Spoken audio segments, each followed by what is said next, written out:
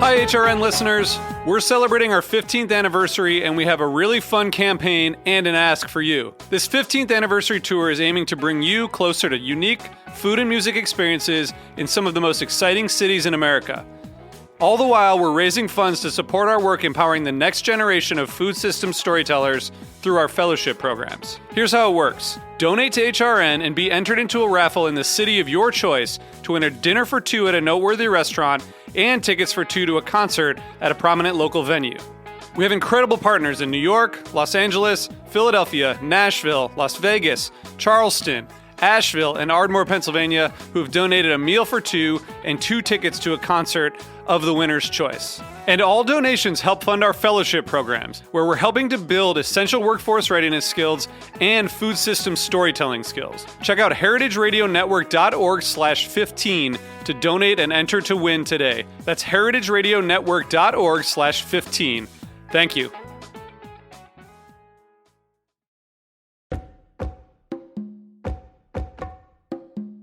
I'm Luke Griffin, and you're listening to Bushwick Podcast, local stories for a strong community here in Bushwick, Brooklyn. We partner with organizations throughout the neighborhood to share their remarkable journeys and break down the important issues facing Bushwick today. This week, we're going to talk about an issue that's defining the future not just of Bushwick, but of countless communities in Brooklyn and beyond. That issue is public education. Public education here in New York City is complicated. There's a number of different organizations, agencies, and elected bodies that all play some unique role in the system that helps to prepare our next generations to succeed. Today, we're going to take a look at one of the elected bodies that works to cut through these complexities and give power back to families and students. It's called the Community Education Council, or CEC. We owe it to our students. We owe it to our children. You can't just sit there and do nothing. I mean, that's not going to get much. You're not going to get a lot of change with that. But going out there, being proactive, trying to figure out, trying to ask the right questions will lead you into probing, will lead you into wondering, will lead you into fighting, will lead you into, being an advocate. And I think that's how I see the CEC half the time. I'm like, we have to be very on top of everything we do. It's more important than ever to get to know the council because this month marks the start of the election cycle that will determine the next group of CEC members who will represent Bushwick and communities around the city for the next 2 years. It's February 27th, 2019, and this episode is called Parents Hold the Power.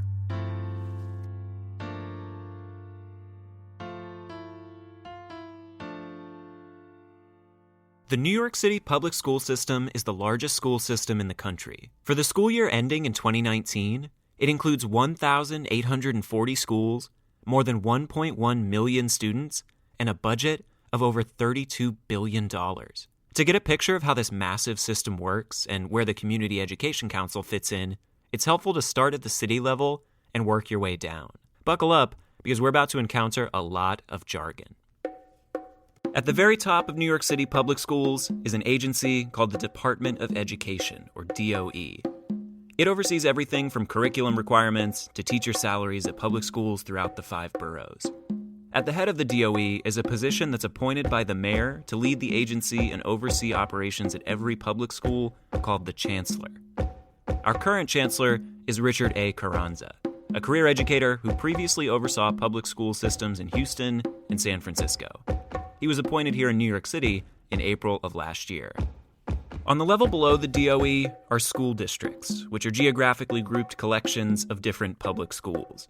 There are 32 school districts throughout the city, and each one contains dozens of schools from pre-K through high school. Here in Bushwick, for example, we're in District 32, and we have 51 public schools in the community. Leading these districts are individuals called superintendents. On the level below school districts are what are called school zones. Zones are small geographic regions that can change even from block to block. Across the 5 boroughs, there are around 750 school zones spread across the city's 32 school districts. The purpose of zones is to help determine which schools students are eligible to attend. Within these zones are, of course, the individual schools themselves, which are run by principals and their staffs of teachers and administrators. Each school is required to have either a Parents Association, or PA, or a Parent Teachers Association, or PTA, which are basically the same thing. These groups don't have any authority over decision-making at their school, but they do act as platforms for the parents of students to engage in a dialogue with their school's administrators. A bit more formally, each school also has a group called the School Leadership Team, or SLT. The groups typically include the school's principal, the president of the PA or PTA, the chapter leader of the teachers' union for the area, and representatives from families and community-based organizations. The SLT is responsible for, among other things, developing something called a comprehensive education plan, which sets goals and strategies for the school and administration. With all these different moving parts, acronyms, and levels, it can be extremely difficult for students and their families to keep track of the issues and priorities driving their community's education systems. Here in Bushwick, for instance, our community board has consistently warned that a lack of funding and decreasing enrollment due to demographic shifts in the neighborhood pose significant threats to the success of public schools in the community. Since early Bushwick students are likely to attend multiple schools in the neighborhood as they grow from pre-K through high school, it's important that families have an avenue to advocate for better resources across the district, and not just at specific sites. It's here that the Community Education Council comes in.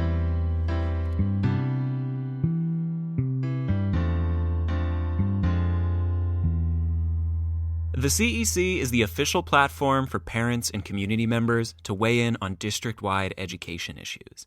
To learn more about the council, we sat down with Gloria Tellez-Tovar, the CEC Vice President here in Bushwick. My name is Gloria Tellez-Tovar. I am a Bushwick resident.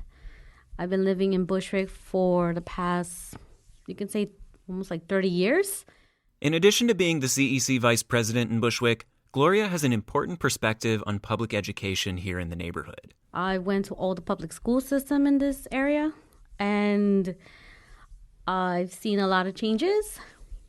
And there's also a lot of changes I've seen in the schools. She grew up in the public school system here and has a lifetime of context on where that system used to be and just how far it's come. Bushwick has come a long way. And my recollection being a small little child, my mom was very, when it comes nightfall, parents knew it's like you cannot go outside because it starts getting dangerous. Back then there was a lot of drugs and crime and robbing and looting and murder. So there were things that were happening back then that kind of drove people not to be in Bushwick and left. So for our schools growing up, it was depending on what the funding was, depending how the demographic was, depending whatever the issues was. There were times in my recollection when I was small, certain schools in our areas were pretty rough. Bushwick and its schools, of course, look a lot different today than they did when Gloria was a student here. And now, she's the parent of a child who is herself growing up in the system. Fast forward, now that I'm older and I have my own child, my child's going through the school system, I have my experience with their kindergartens and gifted and talented, and then it came into, now she's in junior high school, so I'm seeing the transition in my own eyes as I experienced it back then and how she's experiencing it now. As we've seen, there have been plenty of opportunities to get involved and help support her kids' schools. You're slowly visiting the school, you slowly want to volunteer in the school, you decide to join a PTA, then you're joining a SLT. But for someone like Gloria, who's experienced the system firsthand and whose child will have attended several schools in Bushwick by the time she finishes in the DOE, volunteering with individual schools can only go so far in terms of understanding the workings of the system and how to advocate for students. Which is how Gloria, like other parents, came to the CEC. It's the next level for parents interested in having formal powers and responsibilities to oversee the full district of schools that their students will travel through. So you get to a higher level where it's like the CEC, then it deals more, not just the school, now you're dealing with the whole district. And all our schools in our district. In our specific district, we are responsible for them, help them locate to see what problems they may have, what fundings they need, what repairs they might need, and we just start delegating into areas that we know they might need the help and resource for, and that's where we come in. So what does that translate to, and what exactly are the responsibilities and powers of the CEC?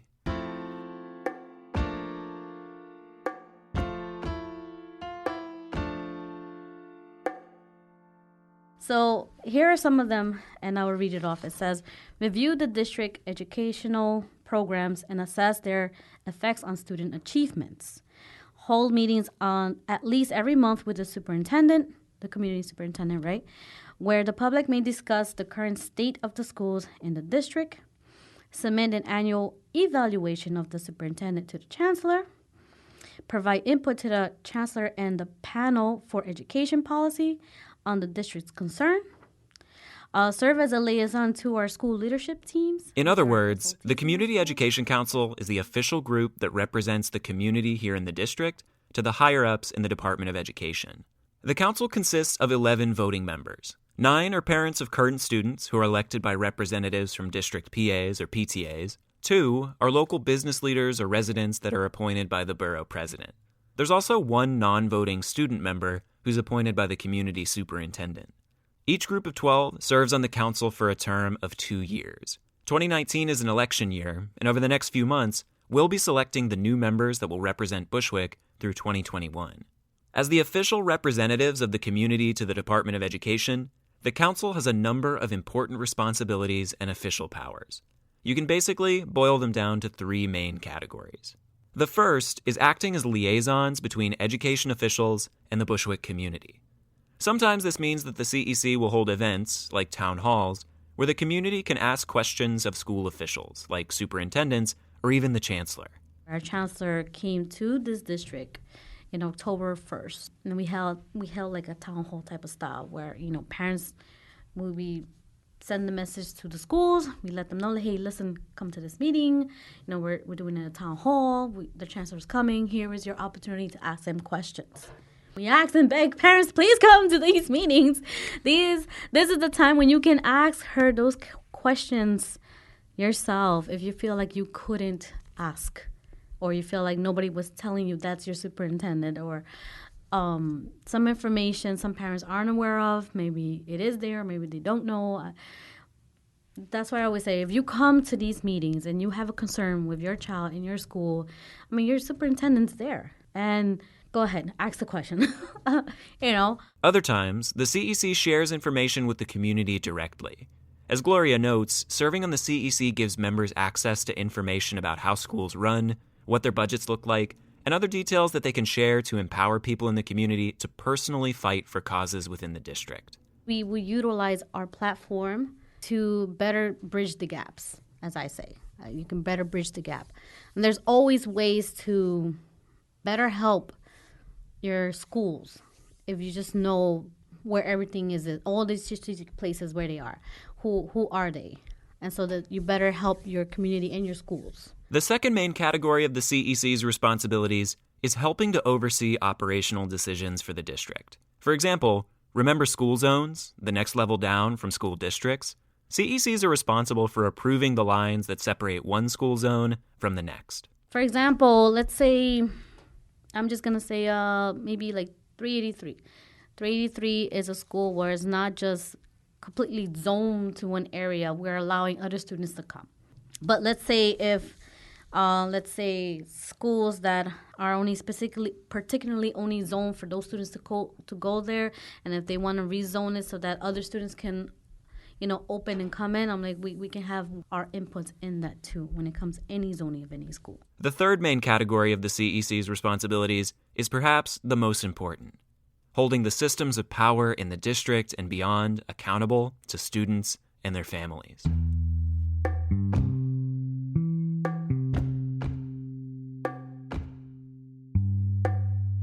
The council is the community's top education watchdog in the district and plays a vital role in making sure that schools in the community have the resources they need to succeed.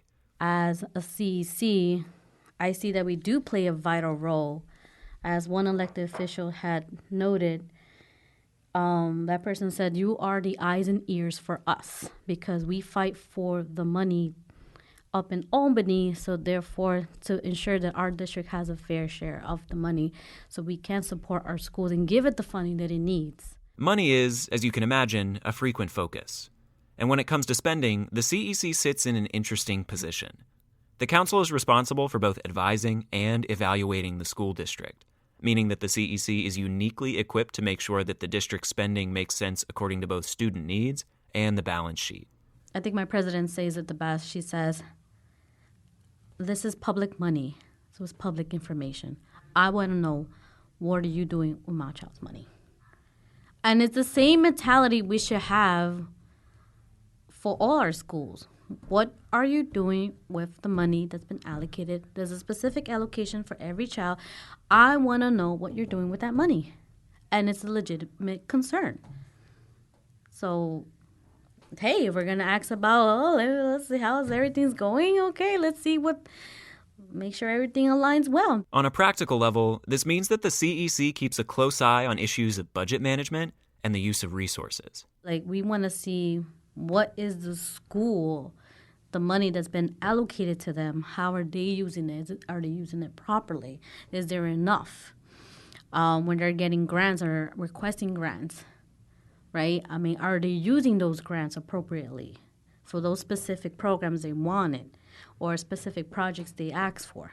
And we're not trying to get in people's spaces so much, but at the same time, it's our responsibility also to find out, okay, well, what are you doing with the money and the funds? Well, you have X amount of students, you get X amount of money.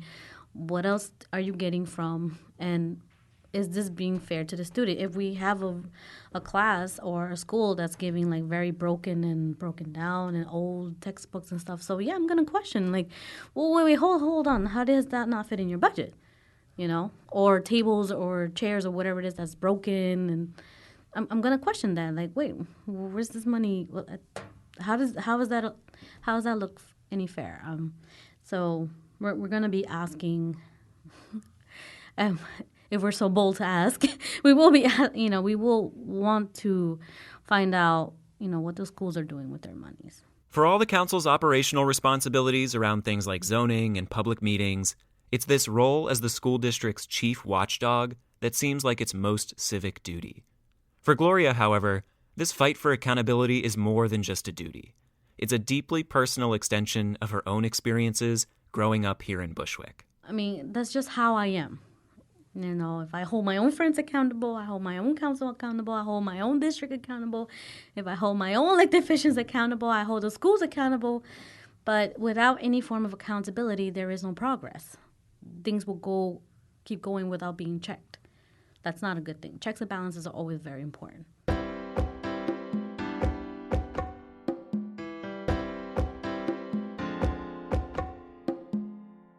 Gloria was born in Mexico and emigrated to the United States with her family when she was young. As she thinks back to those early years here, she vividly remembers just how hard her parents had to struggle to build their new lives and fight for opportunities for Gloria and her brothers. I do remember my mom being a fighter, regardless of the issues that she went through with my dad, but she was always a fighter that didn't give up. She always worked. She always made sure we were fed. She always made sure that in everything, she said, go to school, do your homework, let me check your homework. Even if she didn't understand it, did you do your homework? And she worked hard, very hard. My dad, he worked like 2 or 3 jobs, so he worked very hard. We lived poor, very, very, very, very, very poor. So when I remember that and growing up, that's why I could relate to the immigrant families that are here today. I do understand the struggle. I get it. I understand when you have a family and it's like, the parents are struggling. They're not going to be in the schools all the time. They're not going to be in the PTA all the time. They're not going to, honestly, it's like maybe they won't have time. They're always working. And so we owe it to them that we make sure that we do hold others accountable, making sure, listen, they're at least trusting that the child comes to this school. So we owe it to these children. Bushwick, of course, is home to a huge and diverse community of immigrants. For Gloria, her own experience of being in a struggling immigrant family and feeling voiceless drives her work on the CEC today. Coming from an immigrant background, we tend to let's not cause too much ruckus, let's be quiet about it. That was like my parents' mentality. For myself, coming through my own struggles, rediscovering myself, and redefining myself, I found my voice. And I'm noticing every day that I do have a voice. So therefore, I will use my voice for good, and I'll use my voice to help, and I will use my voice to make change. And whatever little I can or whatever big change I can, I will use that voice.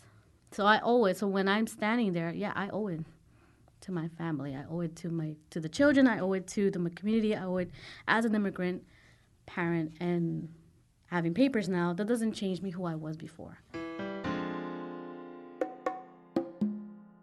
With the current council term set to end early this summer and the race to elect the new council just begun, there's now the opportunity for a new generation of parents to join together on the CEC to fight for a better future for Bushwick students. As Gloria notes, parents can feel confused or powerless in the face of all the complexities of the public school system here in the city. But ultimately, it's the parents who, together, have the power to reshape that system for the better. We need more voices out there to say, listen, start fixing these schools, or we need these programs, or we need this. But it's the parents. The parents hold the power. The parents hold the voice. The parents hold that majority that, yes, we can. We can do this if we just work together and we all run for the same cause. Whether that cause is better after-school programming, more transparent budgets, or improved resources for students with special needs, the Community Education Council provides the platform to help get things done. If you're the parent of a student in pre-K through 8th grade here in Bushwick, and you're passionate about creating opportunities for our next generation, consider joining. But don't take it from us, take it from the Vice President. If you want to see more, you should join. And if you feel like you want to make a change, you should join. If you feel like you want to if you want more accountability and make sure everything's running transparent, you should join. It's parents like those we need that's going to help our schools to continue to thrive and to keep pushing for things that we need for them, for our students to thrive, to have, I'd like to extend a huge thanks to Gloria for helping us break down the Community Education Council this week. If you're interested in becoming involved with the council here in Bushwick, get in touch by emailing them at cec32@schools.nyc.gov or by calling their office at 718-574-1203. If you're thinking of joining the Community Education Council, head to the official elections website, nycparentleaders.org, to learn more. Applications to enter the race are open now through March 6th. The new term will run from July 1st, 2019 through June 30th, 2021. Thank you so much, as always, for listening to this week's episode of Bushwick Podcast. If you enjoyed it, please do us a favor and tell a friend, or leave us a review on iTunes. If you have questions, comments, or want to get involved with Bushwick Podcast, send us an email to hello@hearbushwick.com. That's HEAR Bushwick.com. Or DM us on our Instagram page @Bushwick Podcast. We'll be back next week, and I look forward to seeing you then.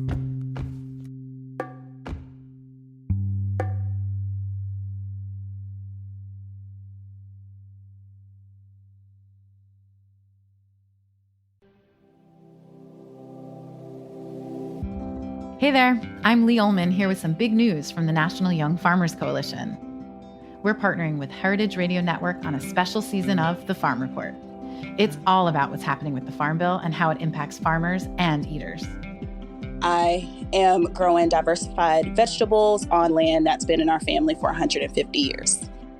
And so with the pandemic, gentrification, property values going up, we had to sell the land and we lost it. Join us as we uncover the untold stories behind this massive piece of legislation that shapes how we grow our food, what we eat, and so much more. The problems we have had, those are things that come from earlier Farm Bill and USDA policy, right? Like Earl Butts, get big or get out. It's my responsibility to know not only what I'm eating, but then like how that all came to be. And realize like, wow, like this piece of legislation, all this money, like it's technically something that I support as a taxpayer. While Congress debates the next Farm Bill, this is not just an invitation to listen. It's a call to action. Be part of the conversation. Subscribe to the Farm Report on Heritage Radio Network, wherever you listen to podcasts.